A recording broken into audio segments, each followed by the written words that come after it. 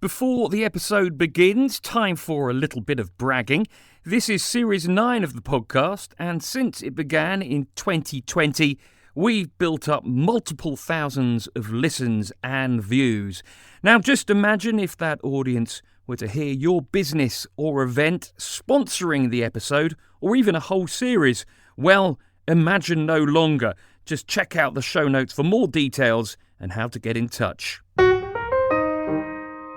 Welcome to the RG10 Podcast, brought to you by the people behind RG10 magazine. The aim is to bring you interviews, information and entertainment. In fact, anything interesting that's relevant to living around here. Put out the bunting, reach for your commemorative mugs, break out the Duchy of Cornwall organic hamper. King Charles's coronation is upon us, and that's an excuse for celebrations across the royal county of Berkshire, including right here in RG10. Now, as anyone knows, the RG in RG10 stands for Regal Good Times, and in a moment I'll be letting you know about a big knees up that will be happening in Twyford. But first, anyone making their way through Hurst will have spotted an early sign of the forthcoming festivities. The posts that surround the pond have been covered with a variety of knitted and crocheted Grenadier Guards, 25 of them in fact. And that is not all. There's also a King Charles, a Camilla, an Archbishop of Canterbury and Paddington Bear, or Sir Paddington Bear, as he will no doubt soon become. It's all the work of the Hurst Hookers. Yes, you heard that correctly. I've been speaking to one of their members, Heather Howarth, and started by asking her how they made the display. I drew up a rough sketch. Obviously, it was a very simple sketch. It didn't need any arms. They're standing to attention, so they don't need arms. So it was just tubes, to be honest. The little face with a gonk nose, and then the furry busby on top. So it was quite a simple pattern with 3 buttons. And it was easy for the ladies, when they got on board with it, to adapt it to crocheting or knitting, whichever they decided to do.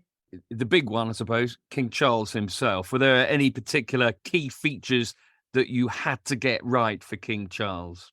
I didn't take any notice of my fellow members of the Hurst Hookers who wanted to make his ears larger. To be honest, that's what I was getting at. That's what I was dancing around without saying it. I have given him cute ears, and I think he looks quite handsome, really. If King Charles accidentally or does get shown this this version, hopefully he will chuckle and not decide to put us in the tower. What kind of reaction you had from people in Hurst, people driving past the guards and King Charles so far? What have people been saying? Oh my goodness, I can't believe how popular they are. My husband and I walked down yesterday just to double check because of this rain. It is dreadful.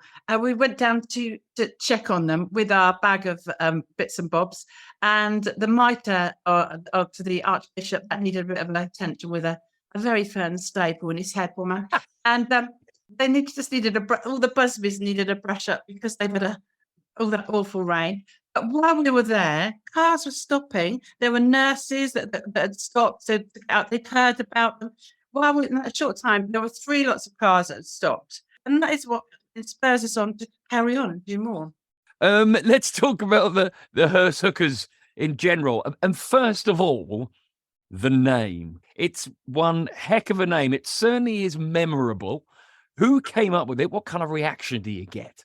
I think it was a person who Philippa Edridge, who first started the group off. And I think it was her who first mentioned it as a joke. And we all took that on board. And it's a little bit naughty, maybe. Yeah. But then I think our group think that's funny and enjoy that name, really. Yeah. That was Heather Howarth from the Hurst Hookers. By the way, it's all been done for charity, so check out our show notes for more details. So as promised, onto the big Twyford party. It's at Stanlake Meadows. It's called the Coronation Picnic in the Park, and it promises to be one heck of a do. The Parish Council, Twyford Beer Festival and Twyford Together are organising the event. Martin Alder is the council's vice chair.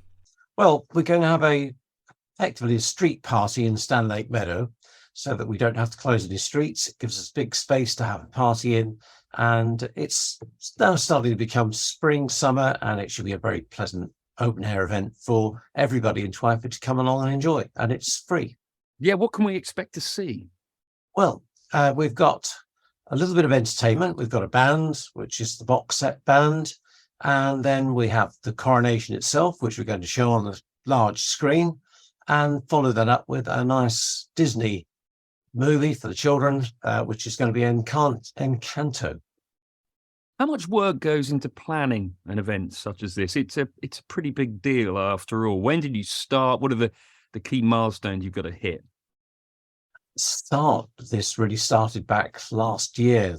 Talk about the coronation. Once Queen had events had unfolded and we were going to have a coronation, it really started to move very slowly at first then, and it's picked up, and it's quite a lot of work. The main work is being done by the clerk and a deputy clerk who are there all the time. The councillors assist as they can, and then we've got some other community organisations helping us. The Twyford Beer Festival is providing the beer and some of the facilities, and of course Twyford Together is giving us support, and Ruscombe Parish Council is also giving some support to make the event happen.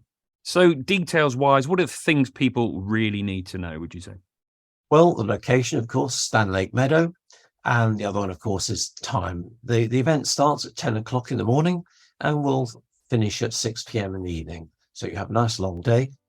Looking ahead at the long-range forecast isn't absolutely 100%, but it's now looking like we should have quite a pleasant day, possibility of perhaps some light showers late in the afternoon.